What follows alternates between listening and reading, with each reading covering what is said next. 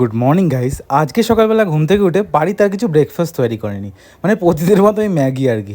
আজকে সকালবেলা উঠে ইচ্ছে হয়েছিল একটু পরোটা খাবো। কালিন্দী বাজারে একটা খুব সুন্দর পরোটা বানায় একটা দিদি আর কাকিমা রয়েছে, ওনারা দুজনে মিলে এই দোকানটা চালান, ছোট্ট একটা দোকান। এখানে অল্প কিছুই জিনিস পাওয়া যায়, পরোটা, আলুর দম, ঘুগনি আর ডিম কারি। তো আমি যখন গেছিলাম তখন শুধু ডিম কারি এক পিসই পড়েছিল আর 4 পিস পরোটাই পড়েছিল, একটা বেশিও না একটা কমও না। তো আমি দিদিটাকে বললাম সঙ্গে সঙ্গে তুমি ওটাই দিয়ে দাও। দিদিটা সঙ্গে সঙ্গে প্যাক করে আমাকে দিয়ে দিল। আর আমি বাইকের পেছন সিটে এটাকে লাগিয়ে চললাম দোকানের উদ্দেশ্যে, কারণ আজকে দোকানে ছিল একটা ছোট্ট পিয়ার্সিং।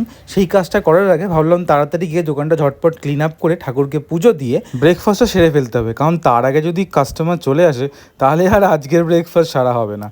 যেই বলা সেই কাজ, তাই সঙ্গে সঙ্গে জলের বোতল ফার্স্টে ভরে নিলাম, তারপর ল্যাপটপটা অন করে নিলাম। এটা সর্বপ্রথম আমি দোকানে আসলে এই কাজটা করি। ল্যাপটপ অন করার পরে বসে পড়লাম আজকের ব্রেকফাস্ট নিয়ে।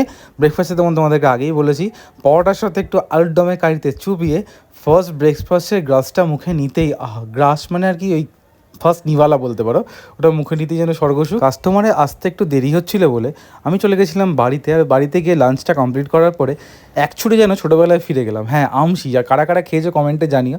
আমার তো দারুণ লাগতো, স্কুলের বাইরে আসতে 2 টাকা 5 টাকা করে পাওয়া যেত, টকটক মিষ্টি মিষ্টি, তার মধ্যে একটুখানি বিট লবণ ছড়ানো, অসাধারণ। যাই হোক, তারপরে ফাইনালি সন্ধ্যেবেলা এসে গেছিলো ক্লায়েন্ট, আর সেই ক্লায়েন্টের ছিল নোজ প্রেসিং। উনি একটু বলতে পারো ভয়ই পাচ্ছিল, যেহেতু ফার্স্ট টাইম নিডল পিয়ার্সিং করছে, ওনার কোনো আইডিয়া ছিল না এর কীরকম ব্যথা কি কম লাগে। ওনার বাড়ির অনেক লোক এসেছিলো, তারা ওনাকে সাহস দিচ্ছিলো যে কিছু হবে না কিছু হবে না, ঠিক তুই করে দিতে পারবি।